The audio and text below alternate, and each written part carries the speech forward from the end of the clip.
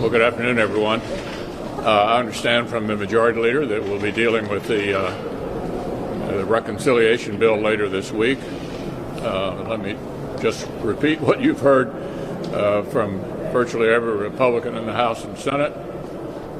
This is a wildly expensive proposal, largely unrelated to the problem. About 9% of the money is in the healthcare space. Less than 1% of it deals with vaccinations. And so it's of a size that might have made sense a year ago, and in fact it's about the size of the CARES Act, which we passed in March or April of last year. This is not a year ago. We're making extraordinary progress with the rollout of the vaccines. The economy is struggling to get back on its feet and did not ever become as bad as the doomsday projections at various points a year ago. So we think this package should have been negotiated on a bipartisan basis, like the last 5 bills were done. Instead, the new administration made a conscious decision to jam us, to do it one party only, to take advantage of the reconciliation process to try to achieve a whole lot of other items completely unrelated to COVID-19. So we'll be fighting this in every way that we can. It is my hope that at the end, Senate Republicans will unanimously oppose it, just like House Republicans did. And I think it's noteworthy that over in the House, the only thing bipartisan about the proposal was the opposition to it.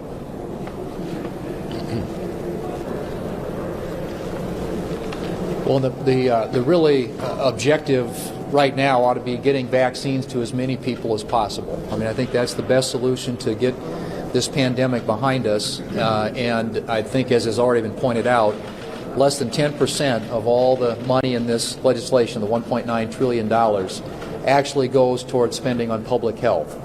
A very small fraction, small percentage of that amount. And so the White House Chief of Staff has described this as the most progressive domestic legislation in a generation. Meaning that they have had their eye on doing this by themselves in a very partisan way from the very beginning. This didn't have anything to do with consulting Republicans, although Republicans were asked down to the White House. It's very clear that Senator Schumer, Speaker Pelosi, and the left wanted to use this as an opportunity to get a lot of their liberal wish list accomplished. That's clear, and it is a wasteful, bloated, and partisan piece of legislation which they're going to try and jam through this week under reconciliation. As the leader pointed out, last year, when the Republicans had the majority here, we did 5 coronavirus relief bills, all of them under regular order at 60 votes, with bipartisan support, bipartisan cooperation here in the United States Senate. This is clearly an attempt to railroad this thing through, and I hope that, as the leader pointed out, our members, as we go through the amendment process here the next few days, when it gets to the end, will unite and do what the House did, and that is vote against this thing and make the Democrats own a piece of legislation that I think is going to have long-term adverse consequences for this country and do very little to deal with the immediate concern, and that is what we do to address the coronavirus.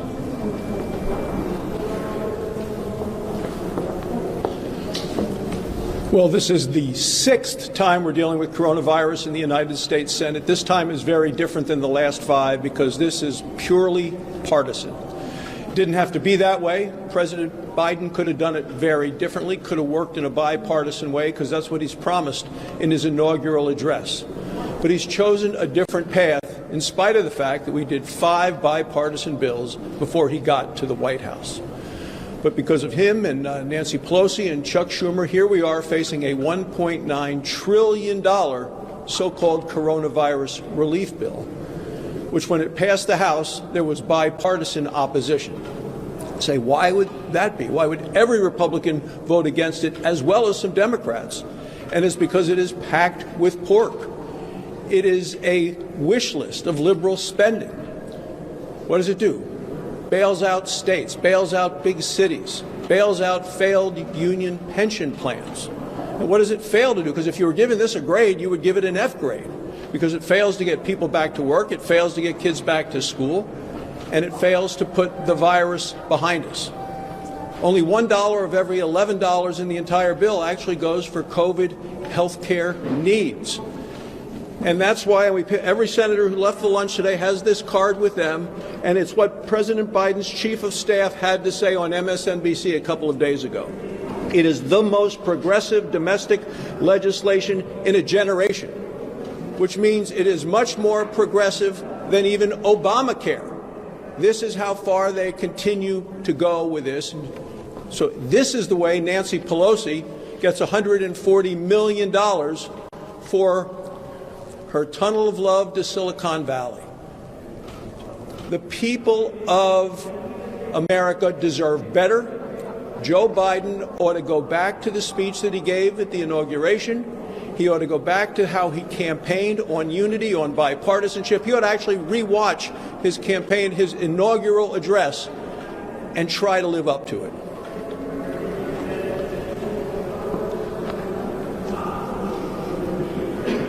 We spent some time at lunch today talking about the importance of getting kids back to school.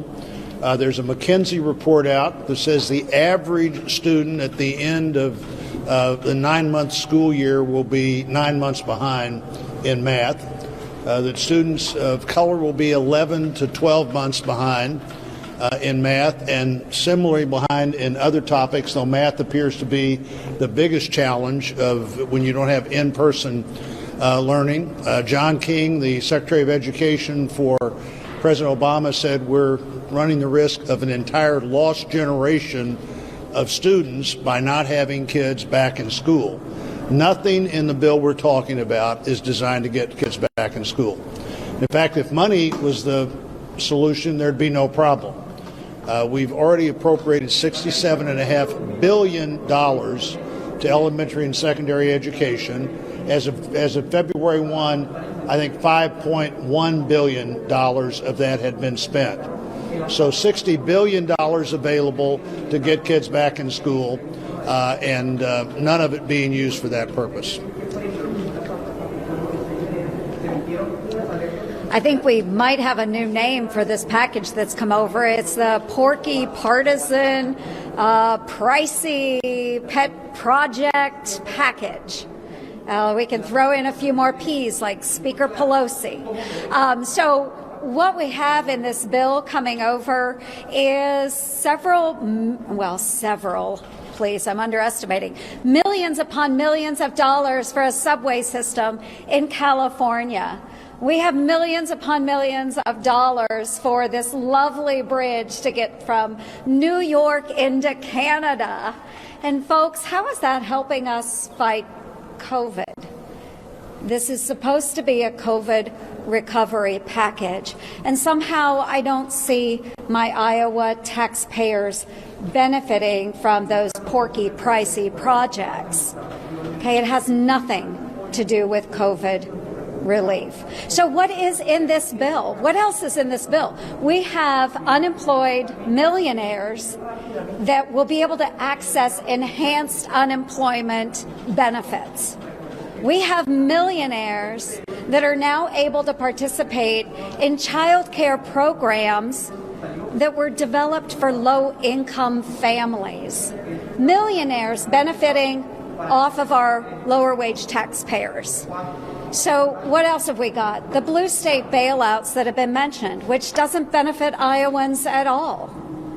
So what we see is a whole lot of nothing going to some of these other states. It's not about COVID relief, folks. It's not about partisan, or it is about partisan politics. It's not bipartisan at all. So, folks, we need to refocus our efforts and make sure that our taxpayers are actually seeing a benefit for COVID relief. That's not what we have in front of us right now. And believe me, I will spend every last hour telling the American taxpayer about all of the pork that's wrapped up in this pricey partisan package. Thank you. Well, first off, Republicans care about getting people back to work and getting kids back to school. This package doesn't do that. Let's remember where we are financially. This country now has over $27 trillion worth of debt. When this package finishes, we'll get to $30 trillion worth of debt. That's $6 trillion of additional debt in 1 year. That's staggering. We're already seeing, look at what's happened since Biden got elected. Interest rates are up. Inflation is increasing. Who's it going to impact? It's going to impact the poorest families. Our debt to GDP is now 140%. 140%. There's a day of reckoning. Who's it's going to hurt? It's going to hurt the families get hurt when interest rates go up and inflation happens. I grew up in a poor family. That's the families that are going to get hurt because of Biden's economy, and it's going to be a bad economy. Yes, I'm wondering if the Kentucky legislature is pursuing changes to how vacancy for the senator can be named. Senate Bill 228. Do you support that effort? And does movement on the bill mean anything for your plan to remain in office for your entire term? Are you talking about the bill that would change the way a vacancy is created? Yes. Yeah, I do support it, and I think it's a good idea, and I'm all for it. Does it have any implications for your Oh, no, term? it has no implications for me. As you may have noticed, I just got reelected to a 6-year term. On that topic, Leader McConnell, former President Trump this weekend took a lot of credit for your reelection in his speech at CPAC. I was wondering if you could respond to his comments there, and also how you think his endorsement might impact 2022, especially if he endorses against one of your senators like Lisa Murkowski. Yeah, well, I want to thank him for the 15-point margin I had in 2014 as well. Someone else. On Lisa Murkowski or any of the Yeah. other senators, sir? Do you support raising the minimum wage above $7.25? Some of your members support $10 an hour. Is that something that you could get behind? Well, Senator Romney and Senator Cotton have been talking about our proposal for a minimum wage increase. It is true that it hadn't been raised in quite a while, and I think it's worth discussing. But we know the result of a $15 federal minimum wage increase all at once. 1.4 million lost jobs. That's not what we need in the middle of a pandemic. Sir, Anyone else? circling back to CPAC for a moment, he said that you asked for his, former President Trump said you asked for his endorsement. I'm curious if you did ask for it, and obviously you made that nod there to 2014, but if you had any further comments on him taking credit for your reelection. Yeah, I think I've answered that. Okay, thanks everyone.